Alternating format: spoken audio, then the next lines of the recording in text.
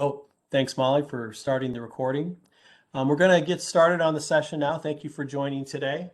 I want to welcome you to today's Informational Friday presentation. Today's topic is creating and scheduling reoccurring jobs. Today's presenter is George Jones. Excuse me. Before we get started, George, if you could go to the next slide. Before we get started, and if you're not familiar with Bales, I'd like to take a second and tell you a little bit about us. We've been in the Infor ecosystem for over 26 years. We are entirely Infor focused. We do nothing but Infor implementations, upgrades, and managed services. We support all aspects of the technology that Infor provides, including S3, Landmark, and Cloud Suite, with the HCM, finance, and supply chain management applications. In fact, we've been recognized and given partnering awards by Infor in 8 out of the last 10 years. And our consultants bring over 15 years of consulting experience in the space with the equivalent of in professional experience. Some were former benefits managers, compensation managers, directors of supply chain, as well as controllers and CFOs. Recently this year, we were recognized by KLAS as the top of KLAS and one of the premier Infor implementation partners in the ecosystem. We're really excited about that. And it was a lot of it has to do with the people and that we have here at Bales. Exciting news for our Infor community. Earlier this year, Bales has become part of Nordic.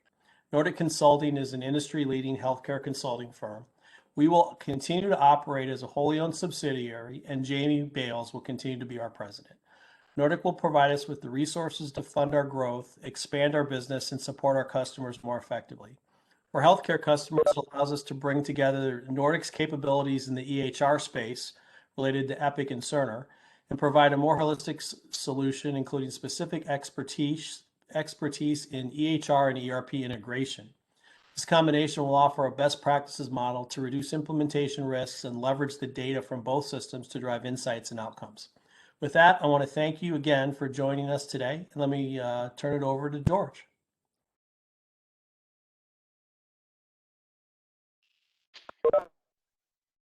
Good afternoon, everyone. My name is George Jones. I'm a senior consultant here at Bales, and I've been working with Infor software since 2009 when I was working for a hospital system that went live with version 9. And then since 2017, I've been working with Infor Cloud Suite or version 11 as a supply chain consultant.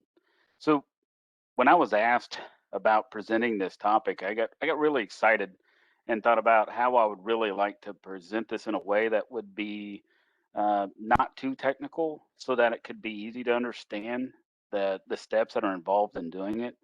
And then so that it would allow people to see how using jobs and schedules could really streamline their processes. So while this topic is being presented, I will cover a few things. We sort of went through the introductions. I appreciate that, Dave. Thank you. And then also go into what are jobs, why they are useful. Also talk about how do we create jobs. Also go into what are job streams, why are they useful. How do we create those job streams? What is job scheduling? Why is it useful? How do we create job schedules? Then I'll go into what reports could help you streamline, and then by being used in jobs and job streams. And then at the very end, we'll try to cover any questions that you might have. We have a disclaimer here that the information that you're about to receive is for informational purposes only, and we want to provide you with we just want to provide you with considerations so you can make the best decisions for your organization.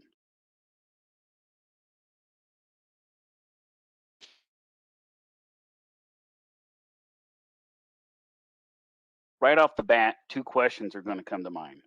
What are jobs and why would I want to use them? Now, first, jobs are sort of work tasks that allow you to perform certain actions in Cloud Suite. And there are basically two types. You have reports, which are used to retrieve data from the database.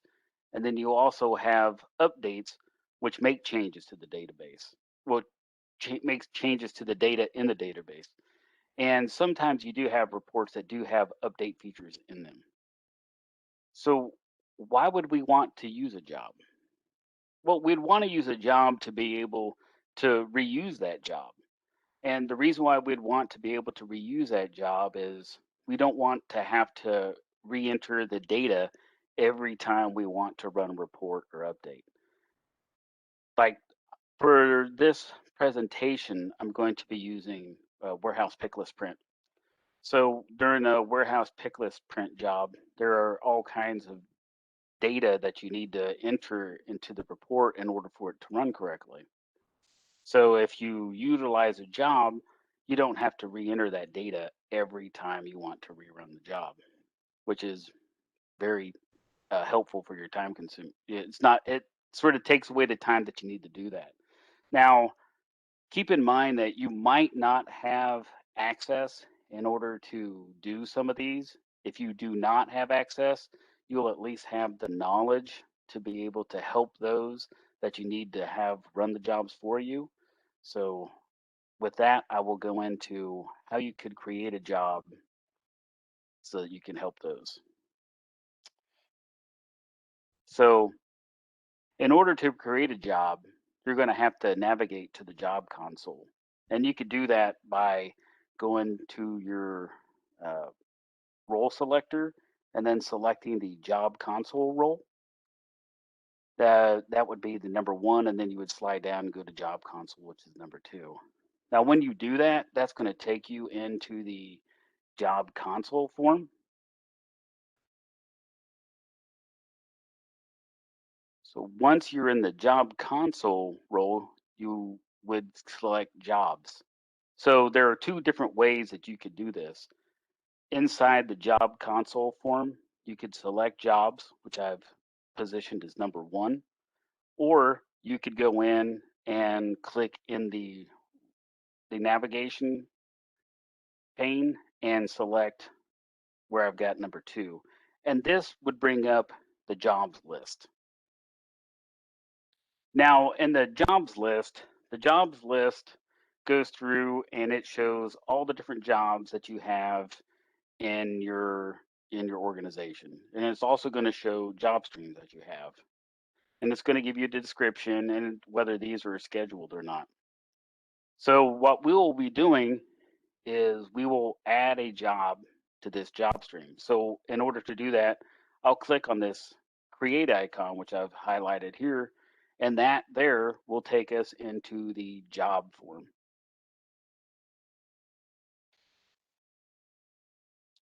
This here is the job form. And I'll give you a second to take a look at it and sort of see. So this is the job form.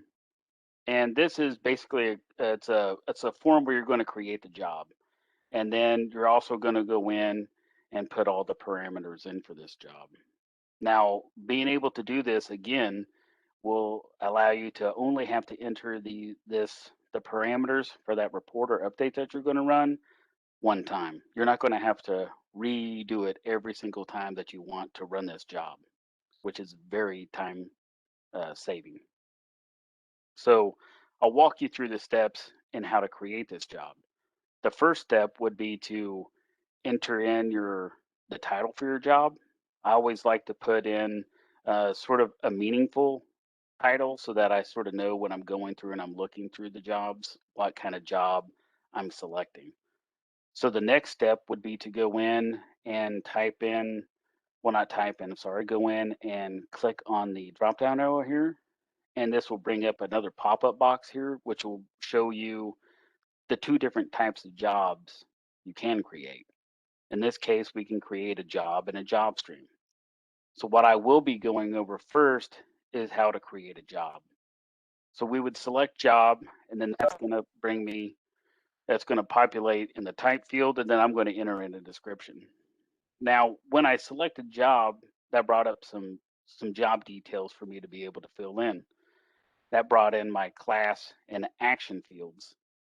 So the class field would be the business class that I want to run from the job. So I would go in and click on the search field here, and that's going to bring up another pop-up list where I can go in and select my business class.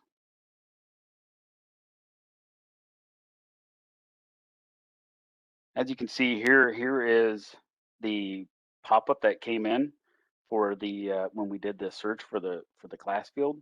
And in this case, I knew I was going to be creating a warehouse picklist print job. So I put in pick as my business view, hit enter, and then it brought up a listing of everything that had the word pick in it. So then I selected warehouse picklist print, and that then populated into the class field.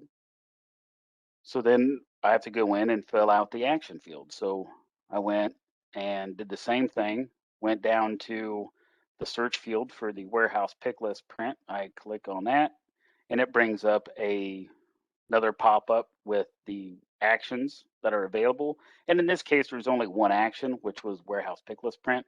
So I selected that and it populated into this action field. Now you'll notice here that job parameters would be probably the next step that we'd go to with this button. Please notice that there is not an asterisk here, so that denotes that we have not set up any parameters for this job yet. So our next step would be to click into the parameters tab. So we'll click in there and get into what we'd have to do to create this job.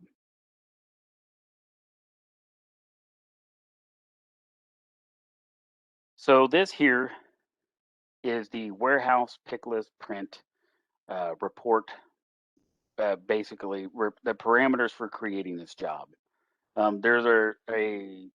There's the basic things we'd have to have, which is company and location. So with those were already filled in, and then we'd have to go through and enter up like through expected ship date, document source, print option, going down into any allocation details, or if we wanted to add cost, or if we wanted all the different things that we're going to do to create this report. As you can see, there it becomes you're filling out a lot of different things to get these reports to create. And then at the very bottom of this report, and a lot of times in your updates also, you have an area where you can select what to do with the reports that print. In this case, we've got that I want to run the requisition-based print, the pick list print. So I'm going to populate that with a report group that the administrator would have created for us. And so I'm going to populate that in there and select the PDF report type.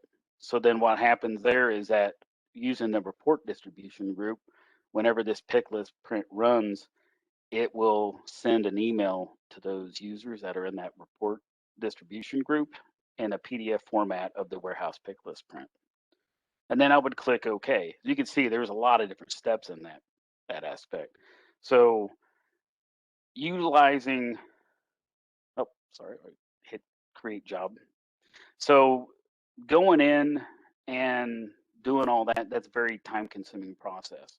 So, but once you click OK, that's going to take us back to the job screen. And then it's going to show us that the job parameters has an asterisk next to it. So that lets us know that we have parameters inside that job, and then we can save this job. So there's two different options for saving. That's time you've got save, which is we'd just be able to create the job. It would save the job. And then we've got a save a new option, which would allow us to save it and then create a new job.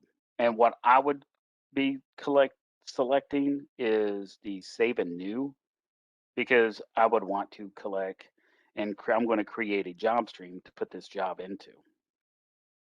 But before I get into creating the job stream, you probably have questions about a job stream.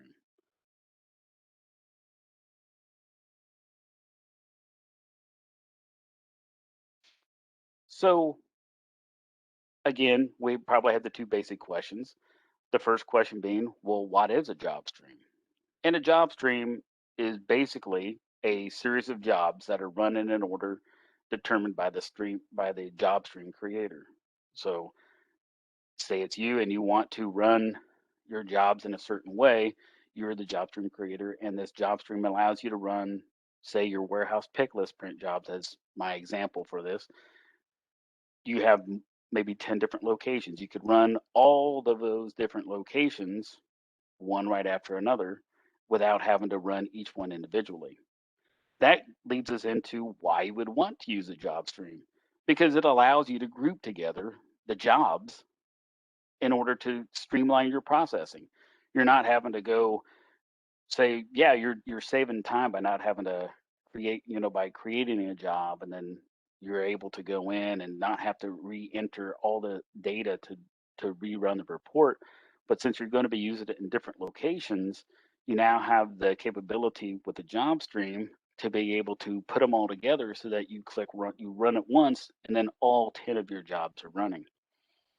And you also have the capability, if you need these to run in a certain specific order, which is the case for, say, a couple reports I'll talk to in later on, which is the mass purchase order and then your purchase order acknowledgments. It allows you to run those in the order that you need them to run in. So now you know about job streams. So let's talk about how we would go in and create a job stream. And that'll give you a little bit more detail on to even more as to why you would want to utilize a job stream.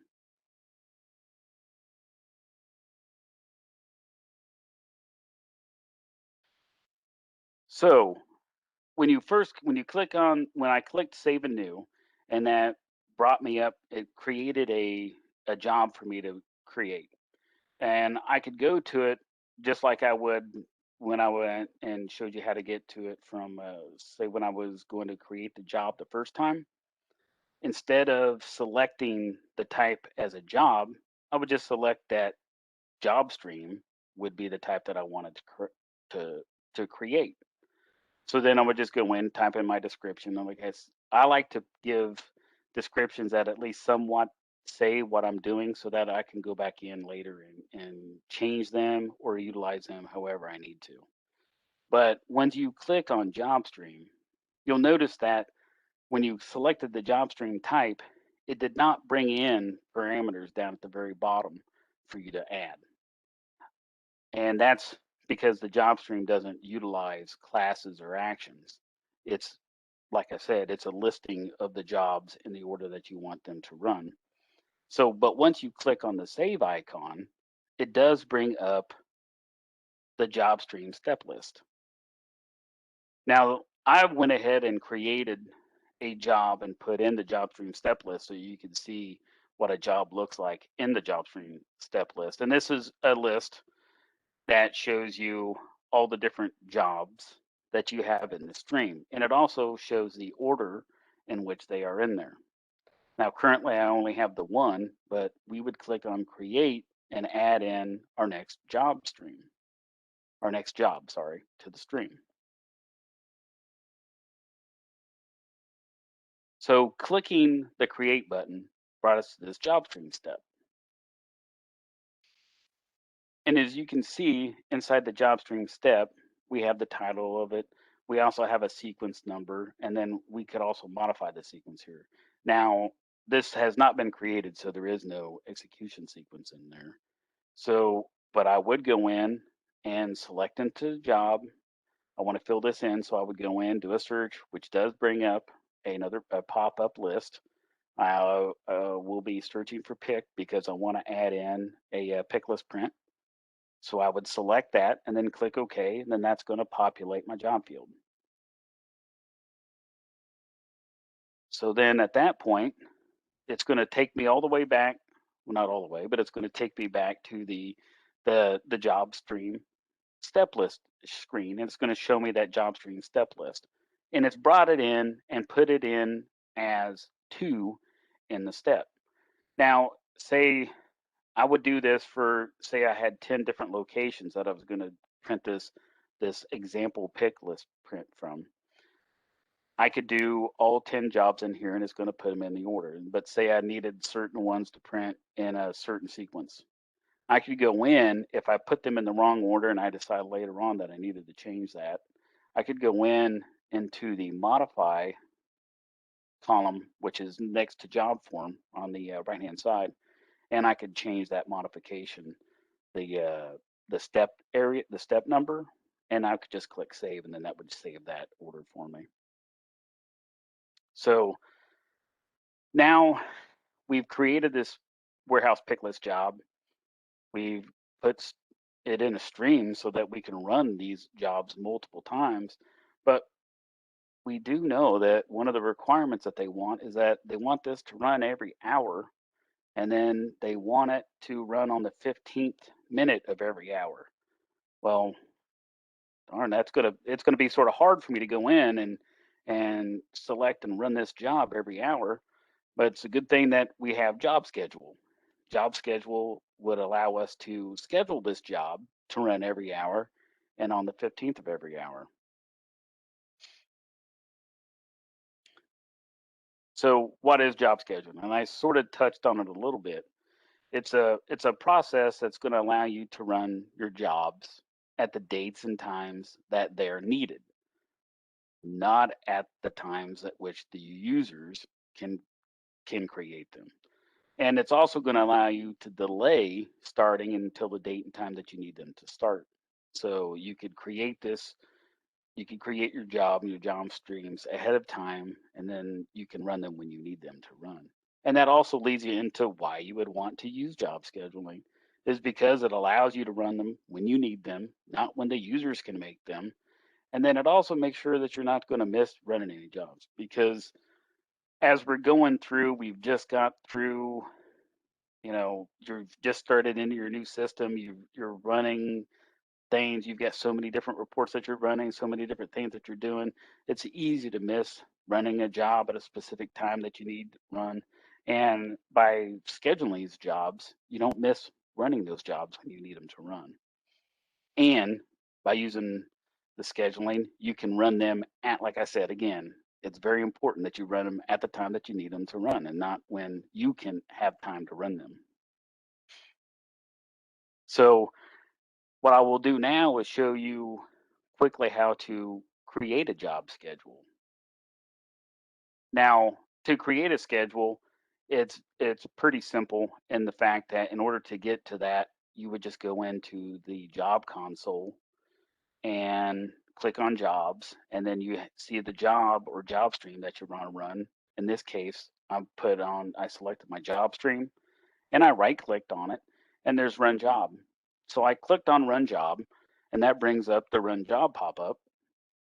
And you have the three buttons. You have cancel, schedule, and submit. And I click on schedule. So when I click on schedule, it brings up the schedule for me to go and create the job schedule that for this job stream.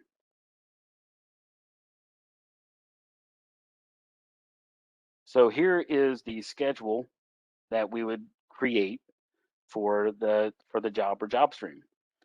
So the first thing I want to do is enter an action name. In this case, I did only type run, so I went sort of basic on that. But I would usually try to type in a little bit better schedule name on that. But then I also filled in that, okay, yeah, if it fails, I do want a notification. So then, because I put in that I wanted a notification on my failure, I needed to put in an email address, and I just put in a generic email address for that. So then I would move further down into the schedule, and that's where I would be putting in the details for the schedule. Now, when it comes to your schedules, you have the schedule type here, and there are multiple different schedule types. You have uh, the default is run once. So that would be your first one is run once. You just click it, you submit it, it runs right off the bat from there. The next one you have a schedule to run by frequency, where you could set it to go by hours. So in this case, like in here on this one, I would select for hours and then one, or you could select seconds or minutes. There's also the schedule type to run by date. So you could pick a date in the month and set up the schedule to run from that way. Then you also have the capability to set it by time in the week. So you could run and select your week. So you could go and basically set which week of the month you want it to run. And then you'll actually specifically what days of the week you want it to run. You've got the option to select which day. So you could set the days in the week and then how much it occurs in the month. And then you've also got like an advanced schedule where you can go in and do a combination of all of them. So you could do a combination of week, day, month. So you've got a whole lot of ways to schedule this so that these reports or updates, the job streams, no matter what you're setting up, and you can, by having this detail, you go in and have these run at any time that you need them to run. So in this case, for the warehouse picklist print, I'm setting it up by frequency because the need is that this runs every hour. So I set my frequency to hour and set it to 1. Now, I know that they want it to run on the 15th minute of the hour, every hour. So on the first time to run, what I could do is I could set that to a date, say it's tomorrow at 11:15 a.m. And then that way, from that first time that that's run, this is going to run every hour. So it should be around the 15th minute of every hour that this warehouse pick list print will run. So once I go and create this schedule, I would then go in and I'm going to set up just what happens if it fails. So we're hoping that it doesn't, but if it does fail, we do want to sort of have a strategy to be able to take care of that.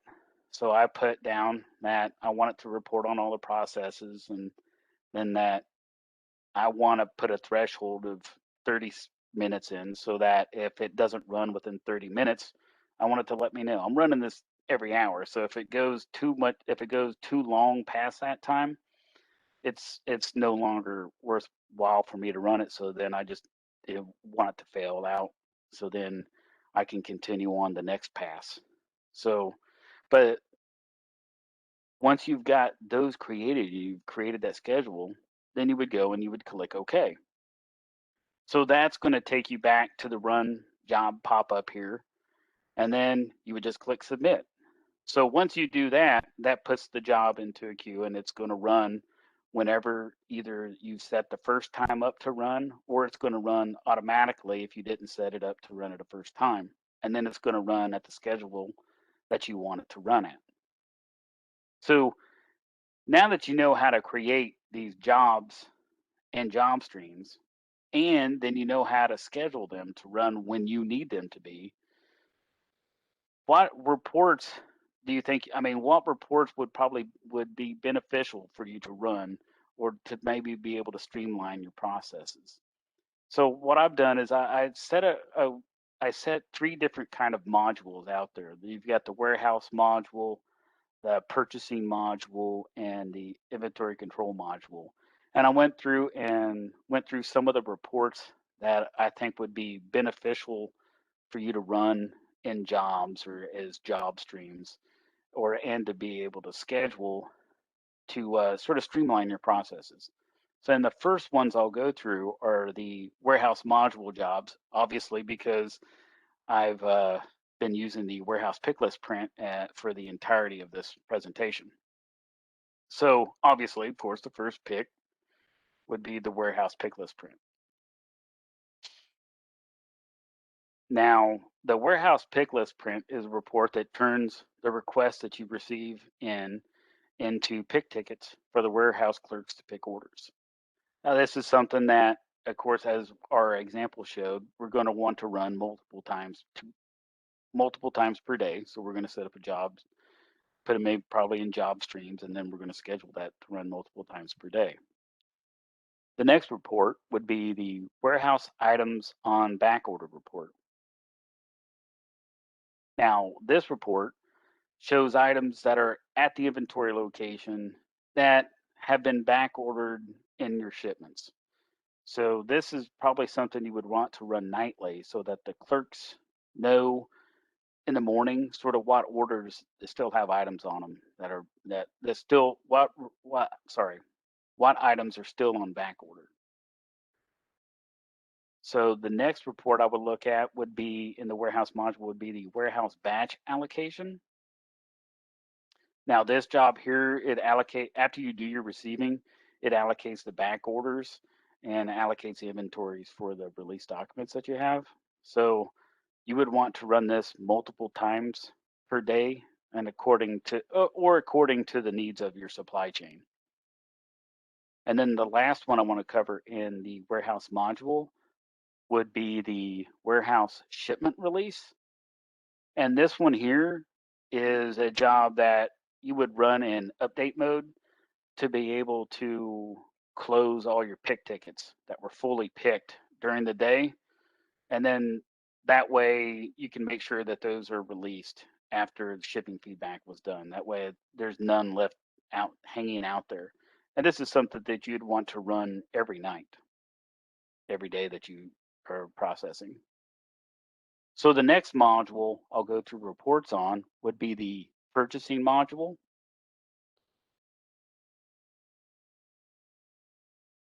So here are the first four jobs, first four reports and processes that I'd be going through for the purchasing module. The first would be to create standing purchase orders from contracts. Now, this report here is basically used to catch any standing contracts that you have and then create purchase orders from them. And this I would set up daily or as your organization requires it if you're doing standing contracts. The next report would be the process purchase requests. Now, this is also a report that I would run multiple times throughout the day. This job here basically takes the purchasing requests and then generates purchase orders from them automatically, but it only does that for requests that are fully coded up, um, ones that don't need any buyer intervention. And like I said again, you want this running multiple times throughout the day. And then another one that you want running multiple times during the day would be the mass PO issue. Now, this report, it takes any of your purchase orders that you've released and not issued, and then issues them out to the vendor. And you, again, like I said, you want this to run multiple times during the day.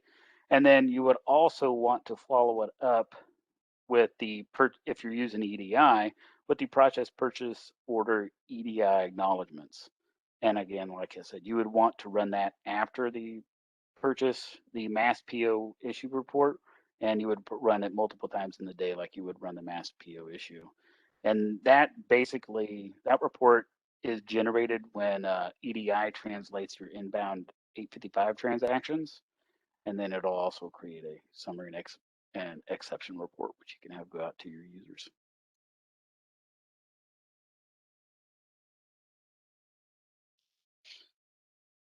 Now these here are some more purchasing module jobs.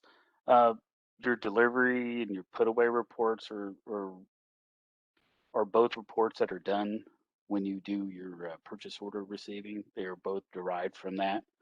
The delivery report itself, you would run multiple times during the day, and that would print out your delivery tickets for that are going to be going over to your requesting locations, and it's going to provide you with the information for that.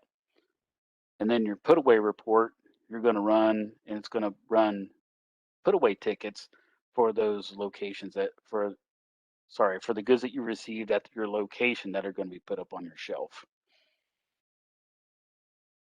Then you've got the received not invoiced report. This is the same report, but if you run it in report mode, you're going to want to do it differently than if you run it in update mode. So in report mode, you could probably run this weekly or as your organization requires. And that's basically going to help your supply chain keep track of your received not invoices to try to make sure they're under control. And then the update mode, you won't want to run that until you're doing the close of your general ledger period. because that's going to send your R&I information over to the global ledger and be recorded as liabilities. And then the last one that I would cover in the purchasing module would be the closed purchase order header. And this is something that I would run weekly, have it run over the night. And basically that job closes your purchase orders that are fully received and invoiced. So the next module I will go into, and I have 4 in that one, would be the inventory control module.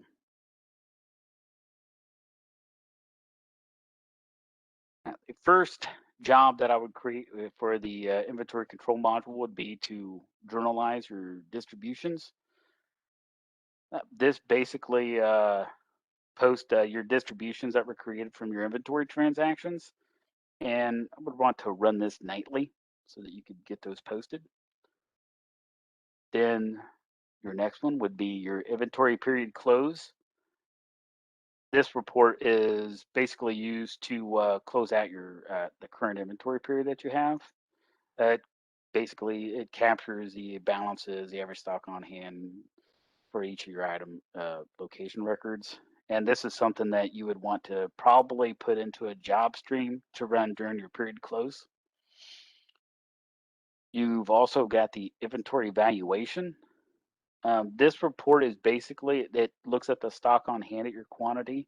I'm sorry, it looks at the stock on hand quantity at your location, and then it values it based off the costing method of your organization. And this would be run as needed by your organization. And then you've got the par location valuation, which is a report that basically calculates the value of all your items in your car and part location. And it just basically sort of sums up the extended cost of the part quantities that you have. So that was basically how you would go and create jobs, create job streams, and add those to a schedule so that they can run whenever you need them to. And hopefully that sort of gives you enough detail, but not too technical, so that you can utilize those and make decisions off those to streamline your processes. And then hopefully the reports help you also with making those decisions. So that's all I have for the presentation. Are there any questions?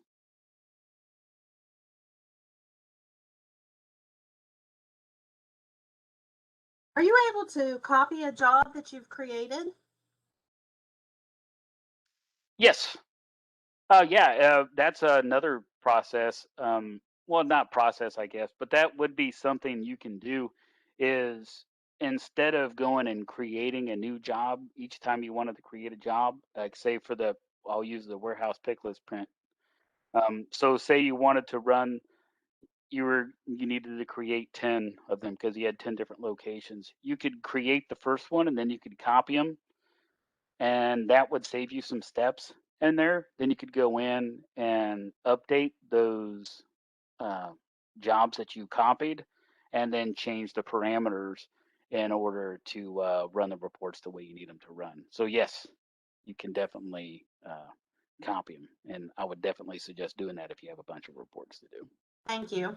You're welcome. Thank you.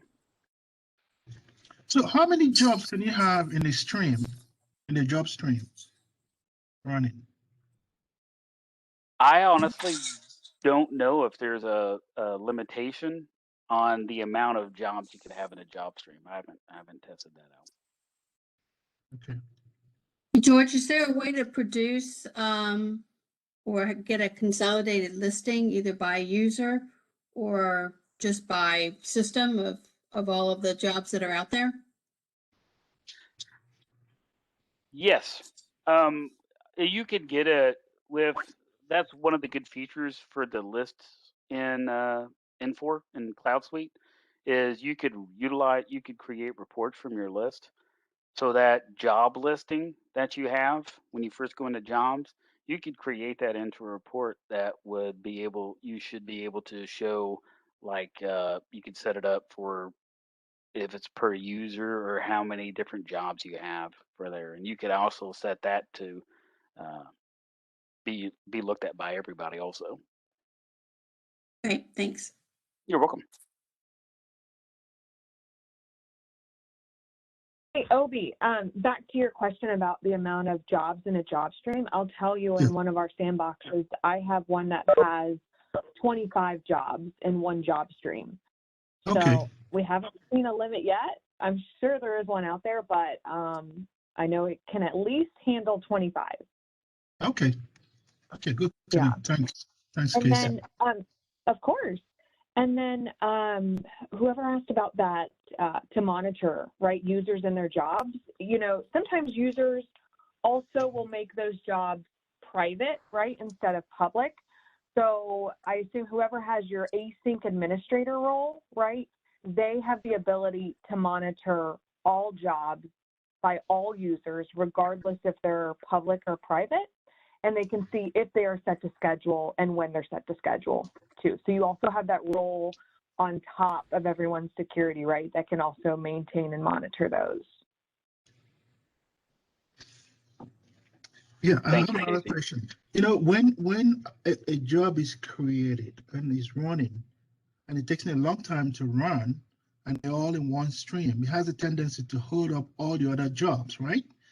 How do you get rid of that job that is taking too long to run, causing the hold up? Can you just delete it or move it to another job stream? So you're saying you have a job stream running, right? And it's probably a pretty big one that takes a lot of time. And then you're using that same async queue, right, to run other Yeah. jobs.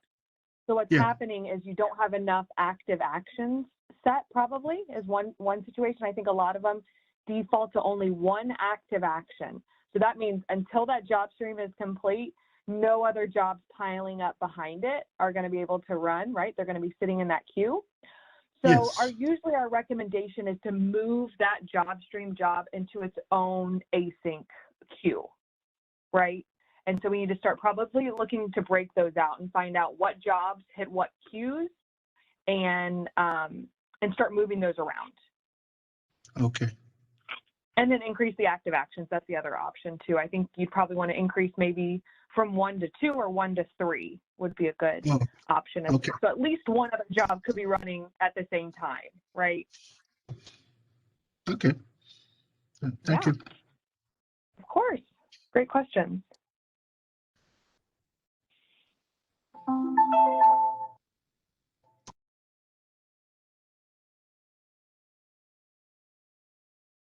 Do we have any more questions? I don't have a question. I just have a comment. This was really informative. I really got a lot out of it. So thank you very much.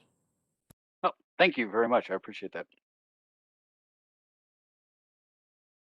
Thanks, Joanne, for that feedback. I'll tell you, these presentations, they honestly come from our implementations, right? Things we're doing, things we see clients, you know, wondering about and asking about, right? At the end of a project, you're learning so much, right? Over maybe a 9 to 12 month period, right? And especially if you're a net new, you don't necessarily know these jobs that you need to, you know, run and monitor, right? And what would make your life easier. So we appreciate that feedback, and, you know, please, you know, if there's other things and other topics you guys would like us to cover, we would love that feedback. We'd love to create presentations, right? Because we want these to be helpful to you all as the clients and the users. Yeah, that's great. Thank you, Kacie. Off the bat, the ISD thing will be great if you guys could do it again, like in depth, you know. That'd be great. I'm sorry, I'm sorry, Obi, I think I missed that. Okay, I was referring to info spreadsheet designer. You guys have a plan on doing something to that? Oh, yeah, that's great. Yeah, we do. At Bales, we do actually have a whole training presentation on that.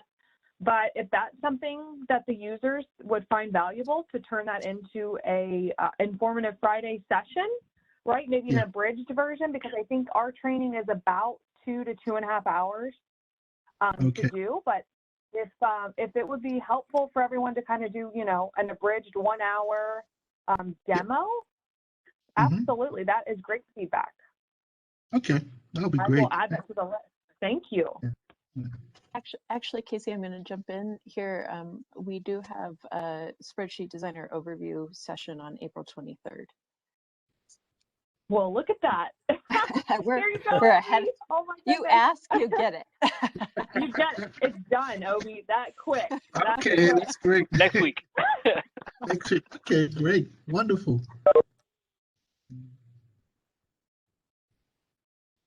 All right. Well, I think, Probably segue. yeah, I was thinking if there's any, unless there's any more questions, I think we'll wrap it up. That was a great session. Thanks to the Bales team for presenting, and thanks to all of you for attending. We really appreciate it. So next week's sessions are on Q, HCM spreadsheet designer, and then configure landmark configurations. Next topic, please. Following week on April 30th, we're wrapping up the informative Fridays for April with rebuild maintenance and a S3 to GHR payroll migration. Lessons learned. So a couple of, those are 4 exciting topics to join us for. We look forward to seeing you all again on Friday, the next 2 Friday afternoons. If you are interested in registering for those, again, please visit our website or send brian.waters@balesllc.com an email, and he'll get you registered. But as a closing thought, we'd like to introduce you to our Coffee with Consultants offering. We wanted you to be aware of this because if you have any questions about anything you saw today or anything related to anything to do with your Infor products or system, please reach out to us via our website. We'll connect you with one of our consultants who'll spend a half an hour with you at absolutely no charge over coffee or tea or whatever your beverage of choice is. And you can ask them questions related to any topic related to your Infor system. Again, they'll be able to answer your questions and have coffee and learn a little bit about Infor. Thank you again for attending. We really appreciate it, and we look forward to having you on future informative Friday sessions. Have a great weekend. You too. Thanks. Bye. Good job, George. Have a great weekend. Thanks. You too.